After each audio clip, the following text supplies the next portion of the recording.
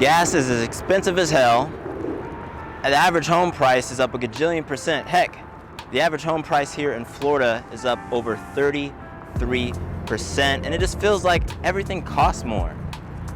For example, down here in Florida, home prices are actually up 33% year over year, but somehow companies are raking in record profits.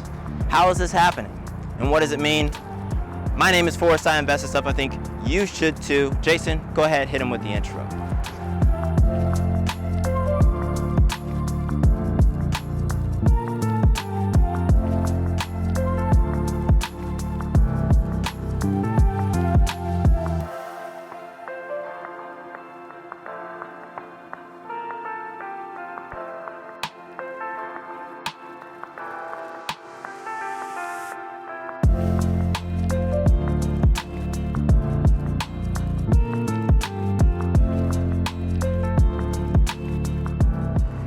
So my job is to help you, the average person, understand what inflation is. When you and I talk about inflation, we often mean the price of gas, the price of milk, the price of cereal that you're using the milk with, right? The price of bread for the rest of your breakfast in the morning.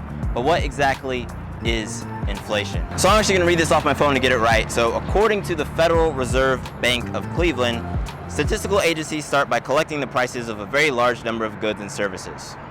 In the case of households, they create a basket of goods and services that reflects the items consumed by households.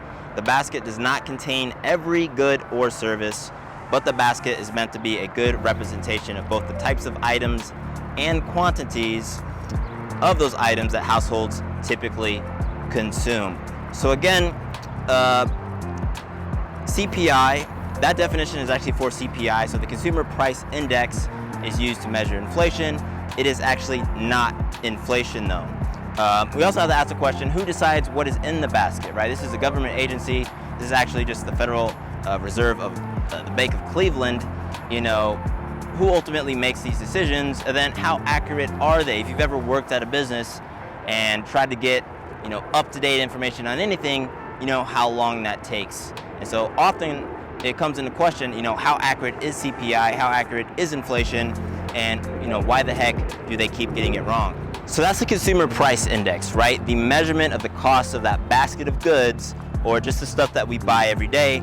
And inflation then is actually the measure of the rate of change of that index, right? We already know that wage growth has been flat, and if we're in a hyperinflationary period like we are now, post-COVID, with all these supply shortages, now things are even more expensive than they were before at a rate or faster than they ever were before. And if you think back to what I said in the beginning of this video about companies making more money than ever, I actually want to specifically talk about that for a second. So we live in a capitalistic society. I'm cool with that. You're cool with that. We all get it, right? I invest in real estate, things like that. Companies are in the business of making money. Here's the thing that I don't like. In this period of hyperinflation and supply shortages, companies have been using the fact that we're in an inflationary period, the fact that we printed a bunch of money for stimulus due to the pandemic, and the supply shortages that everybody knows about, as a means to increase prices above cost. So let me say that a more simpler way for you. Basically, imagine if a company said, hey, we have supply shortages, and everyone said, hey, we have supply shortages, so the cost of goods is going to be an extra $1. We all know everything's going to cost an extra $1, and so the price of everything goes up an extra $1, and everybody's cool with that.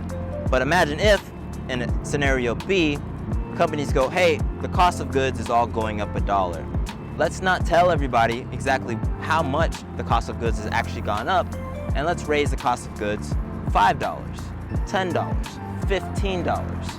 And that is what's going on. A lot of companies are using this period of time in which everybody is talking about and broadcasting the fact that we have supply shortages and that there is inflation due to the fact that we printed money to raise the cost of goods and services, right? So if you've ever looked at used car prices, used cars are more expensive than they've ever been.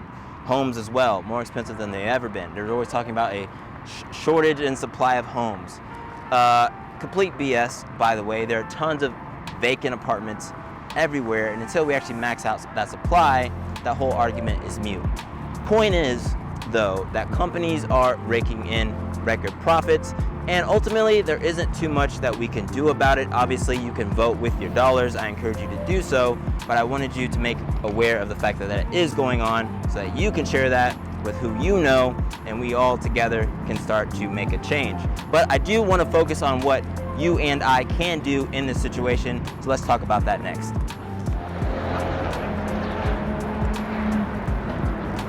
So the first thing you should do is not focus on things you can't control. As maybe scary and stressful as this entire situation is, I get it.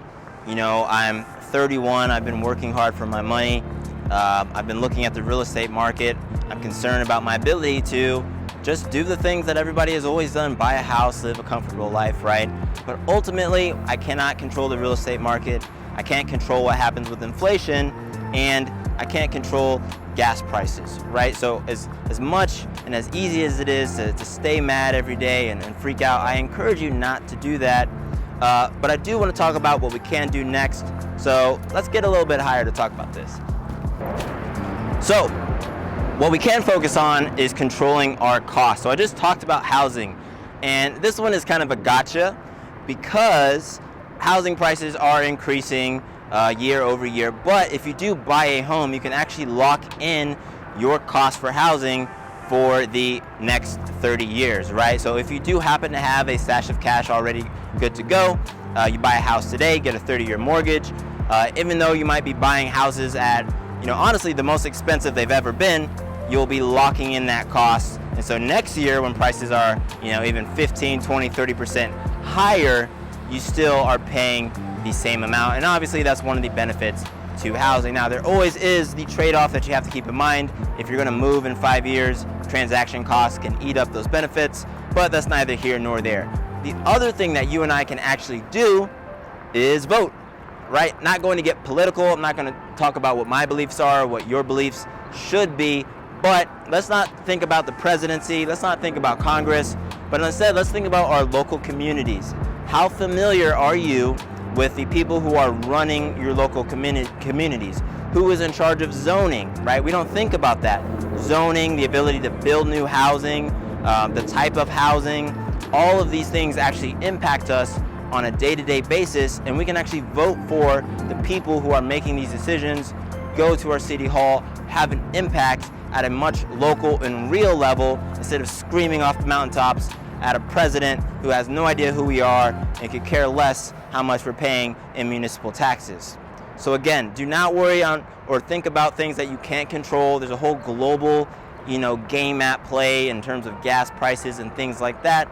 But instead, focus on things that you can control, wrangling in your costs, maybe flattening out your housing costs forever if possible, and going down that path. So that is it for this video. Let's recap what we talked about. One, inflation is the rate and change of the consumer price index. The consumer price index is the measure of the cost of that basket of goods, right, that you and I have to buy every day. Bread, milk, gas, housing, you know, pants, all of that regular stuff. And then what can we do about it? Not much, but the things that we can do are really powerful in the choices that we make in who is going to run our local government and in flattening out our housing costs.